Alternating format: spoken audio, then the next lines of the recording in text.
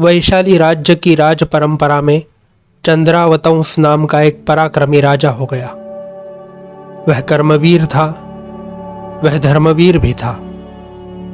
राज्य कार्यों में उलझा हुआ भी वह अष्टमी, चतुर्दशी, अमावस्या और पूर्णिमा को उपवास करता था, पौषध व्रत करता था और कायोत्सर्ग मुद्रा में दंडायमान खड़ा होकर दीर्घ काल तक ध्यान साधना भी करता था।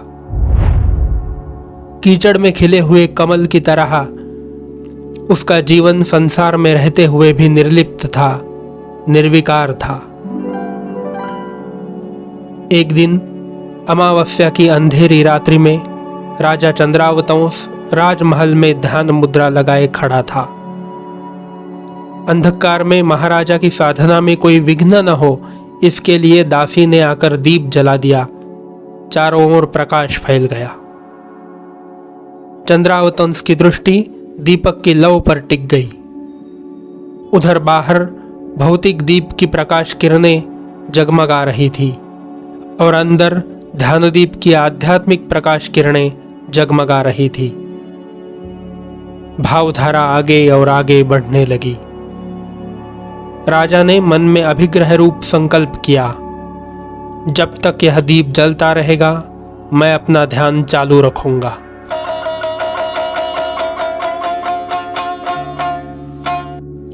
दो घड़ी बीत गई, 4 घड़ी गुजर गई। दीपक टिमटिमाने लगा, बुझने की स्थिति में आया। स्वामी भक्तदासी ने देखा और सोचा कि दीपक कहीं बुझ न जाए। महाराज ध्यान किए खड़े हैं। वह आई और तेल डाल गई। लौ फिर तेज हो उठी। महाराज के अंतर में भी ध्यान की लौ तीव्र हो गई। बाहर के दीपक के साथ साथ राजा के मन का अंतर दीपक भी जलता रहा। प्रकाश तीव्र से अधिक तीव्र होता रहा। एक प्रहर रात्रि बीत गई। दासी ने सोचा, आज महाराज का ध्यान बहुत लंबा चल रहा है, कहीं अंधेरा न हो जाए। दीपक का तेल समाप्त होने से पहले ही उसने पुनः तेल डाल दिया। राजा का ध्यान लंबा होता चला गया। दासी की स्वामी भक्ति पर राजा प्रसन्न था कि यह आज सच्ची भक्ति कर रही है, मेरे ध्यान की अखंड लौ को बुझने नहीं देना चाहती। धन्य है इसकी स्वामी भक्ति। रात बीतती गई, दीपक जलता रहा।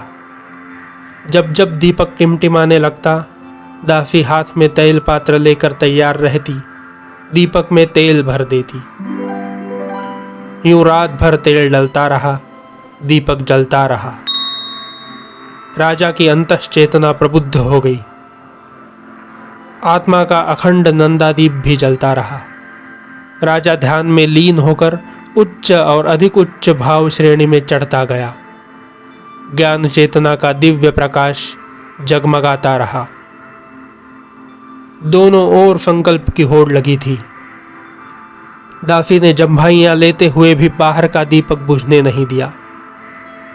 राजा का सुकुमार शरीर खड़े खड़े अकड़ गया था। रोम रोम दुखने लग गए थे, पर उसके ध्यान की तार टूटी नहीं। भीतर का दीपक जो जला वो फिर बुझा ही नहीं। प्रातः काल का स्वर्णिम प्रकाश धरती पर बिखरा। दासी ने दीपक को बुझा दिया, पर राजा का अंतर दीपक जो एक बार जल उठा था वह कैसे बुझ जाता। वह तो जलता ही रहा। खड़े खड़े पांव सूज गए। रक्त संचार क्षीण होने से शरीर शून्य हो गया और अंततः ध्यान में तल्लीन राजा का देह भूमि पर मूर्छित होकर गिर पड़ा। मृत्यु क्षण की मूर्छा में भी उसका अंतर दीपक नहीं बुझा। शरीर छूट गया, पर वह अखंड ज्योति तो जलती ही रही। वह दीप जो एक बार जला था जलता ही रहा।